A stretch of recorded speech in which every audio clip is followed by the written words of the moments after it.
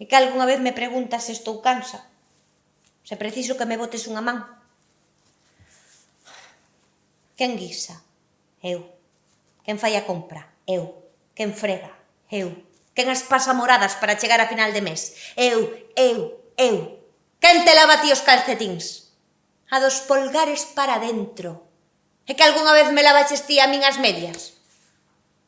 Eu quero vivir contigo, non cohabitar contigo.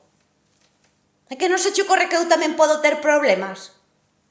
A min váleme que os teus problemas sexan os meus problemas, pero tamén me gustaría que os meus foran teus e non sempre os teus meus, e os meus, pois sempre meus.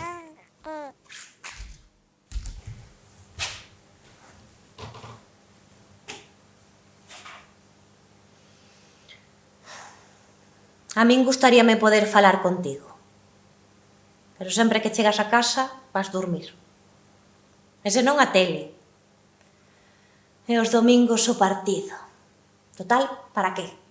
Para ver a 22 imbéciles xogando en calzóns, con outro imbécil tamén en calzóns, pero con pito para máis inri.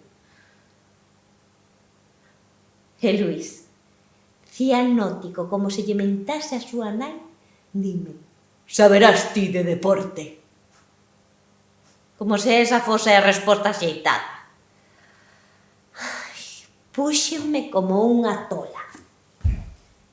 Púxenme como unha fiera. Saqueino todo a relucir. Eu gritaba, el gritaba, e ia subindo o tondo que nos dicíamos. Ata que eu dixen, pois se isto é un matrimonio significa que cometín un erro. E collín o erro en brazos e andei cara a porta.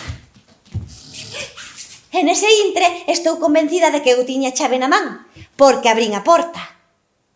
Luís achegóuseme. Estaba branco, desfeito. Eu nunca fixera unha escena así. E ia en serio. E el sabíao. Vamos, non te poñas así, agarda. Déixame. Falemos. Primeiro falemos, logo se queres marchas, pero primeiro falemos. Onde deixa esa dialéctica? Logo empurroume cara a dialéctica. E fíxome sentar. E falou. E díxome que sí. Que eu tiña razón. Que estaba acostumado á súa mamá. E que pensaba que eu era como a súa mamá. Que se equivocara, que tiña que cambiar. Fixo a famosa autocrítica. Pero tamén a fixo que eu choraba. E canto máis se autocriticaba, máis choraba eu. E veña que dalle autocrítica. Que bonito era chorar en ti. E a chave? Quitouma a el da man e gardouna no seu peto.